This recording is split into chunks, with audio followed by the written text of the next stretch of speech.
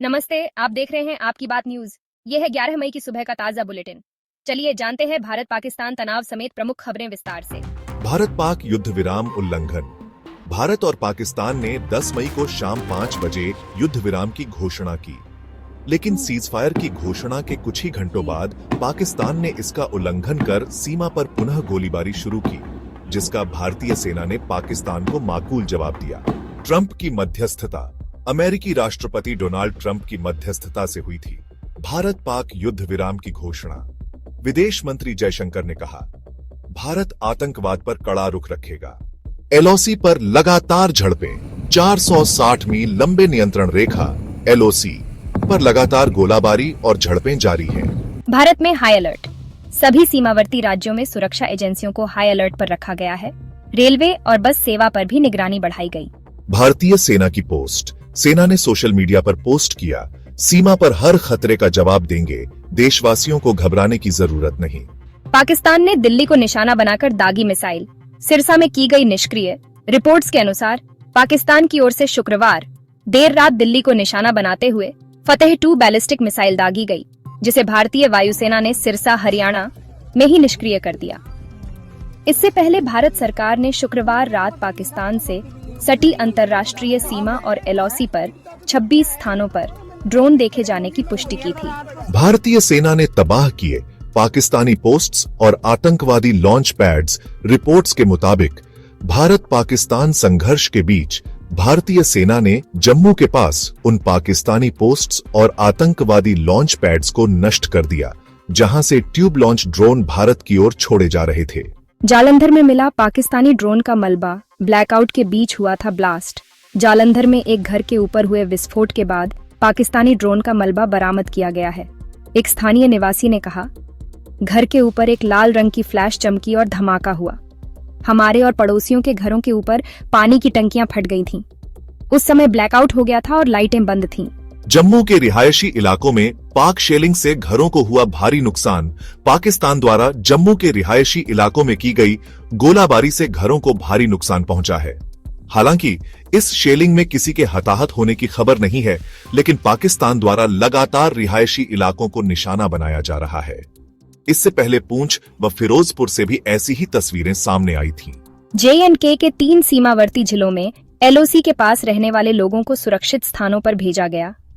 पाकिस्तानी सेना द्वारा की जा रही गोलीबारी के बीच जम्मू कश्मीर के 3 सीमावर्ती जिलों में एलओसी के पास रहने वाले लोगों को बंकरों व सुरक्षित स्थानों पर पहुंचाया गया है।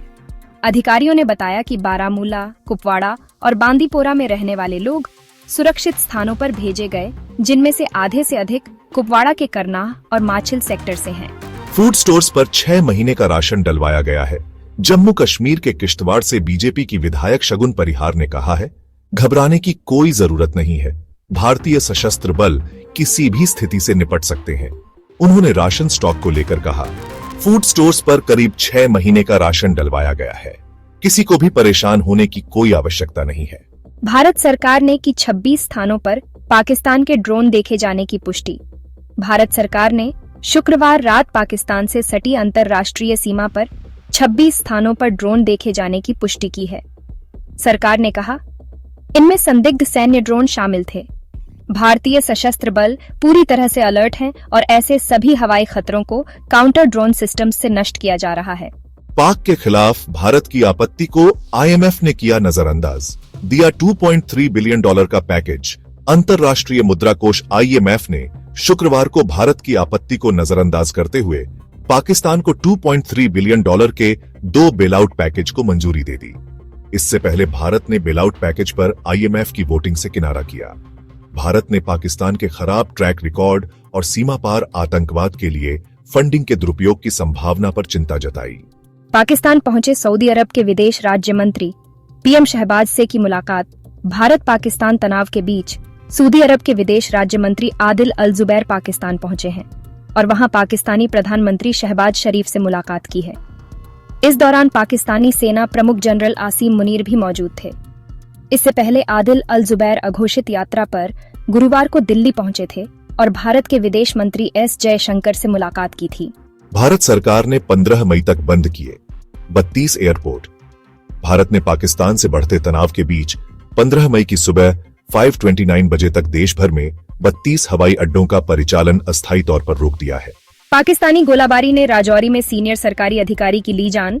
जम्मू कश्मीर के मुख्यमंत्री उमर अब्दुल्ला ने बताया है कि पाकिस्तानी गोलाबारी में राजौरी में एक सीनियर प्रशासनिक अधिकारी की मौत हो गई है। उन्होंने बताया कि जान गंवाने वाले एडिशनल डिस्ट्रिक्ट डेवलपमेंट कमिश्नर राजकुमार थापा के आवास पर गोलाबारी हुई थी। गौरतलब है, थापा कल ही सीएम अब्दुल्ला की अध्यक्षता में हुई ऑनलाइन बैठक में शामिल हुए थे। भारत से संघर्ष के बीच पाकिस्तान ने बंद किया अपना हवाई क्षेत्र। भारत से संघर्ष के बीच पाकिस्तान ने शनिवार दोपहर 12 बजे तक के लिए अपना हवाई क्षेत्र बंद कर दिया है। बकौल रिपोर्ट्स, पेशावर जाने वाली पाकिस्तान इंटरनेशनल एयरलाइंस की फ्लाइट, जो उसके हवाई क्षेत्र में अंतिम उड़ान थी, उसे क्वेटा के ऊपर से गुजरना पड़ा। रिपोर्ट्स के मुताबिक भारत ने पाकिस्तान के 3 एयरबेस को निशाना बनाया है। सरकार ने टेलीकॉम कंपनियों को जारी किए इमरजेंसी निर्देश। भारत सरकार ने पाकिस्तान संग तनाव के बीच देश की प्रमुख टेलीकॉम कंपनियों को इमरजेंसी निर्देश जारी किए हैं।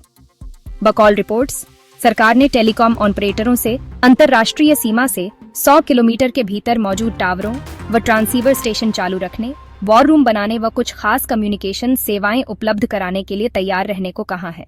भारत पाकिस्तान तनाव पर G7 देशों ने जारी किया बयान। G7 देशों के विदेश मंत्रियों ने एक संयुक्त बयान जारी कर कहा है, हम पहलगाम में हुए जघन्य आतंकी हमले की कड़ी निंदा करते हैं और भारत व पाकिस्तान से संयम बरतने का आग्रह करते हैं।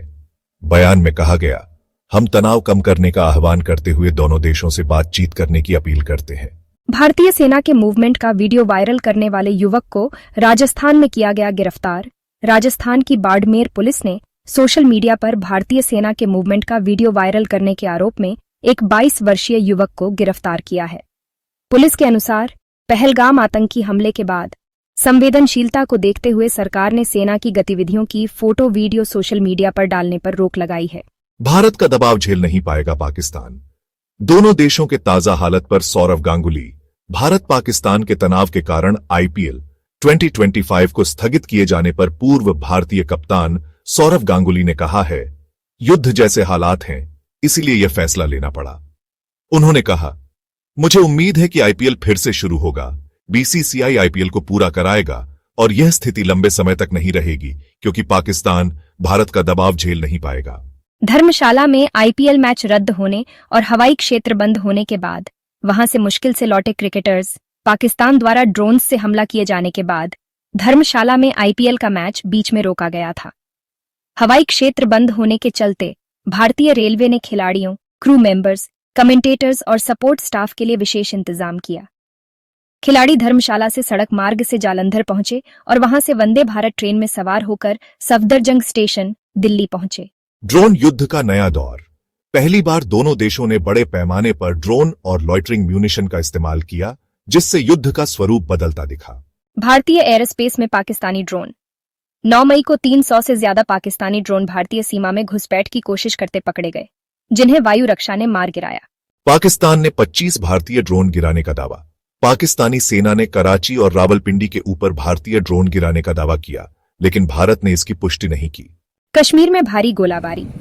LOC पर लगातार तीसरे दिन भारी गोलीबारी और ड्रोन गतिविधि देखी गई, जिससे स्थानीय लोगों में दहशत है। भारतीय सेना का बयान। सेना ने कहा, सीमा की सुरक्षा सर्वोपरि है, हर हमले का जवाब दिया जाएगा। पाकिस्तानी ऑपरेशन बुनियान उल मरसूस। पाकिस्तान ने 10 मई को जवाबी सैन्य ऑपरेशन शुरू किया, जिसमें भारत के सीमावर्ती ठिकानों को निशाना बनाया गया। बुनियान उल मरसूस, जिसका मतलब है शीशे जैसी मजबूत दीवार, यानी एक ऐसी दीवार जो बहुत मजबूती से रक्षा करती है। इस नाम के साथ पाकिस्तान खुद को दुनिया के सामने मजबूत दिखाना चाहती है। रूस यूक्रेन में बढ़ता तनाव। रूस यूक्रेन में तनाव और बढ़ गया है। रूस के हालिया मिसाइल हमलों के बाद यूक्रेन ने जवाबी कार्रवाई की चेतावनी दी है।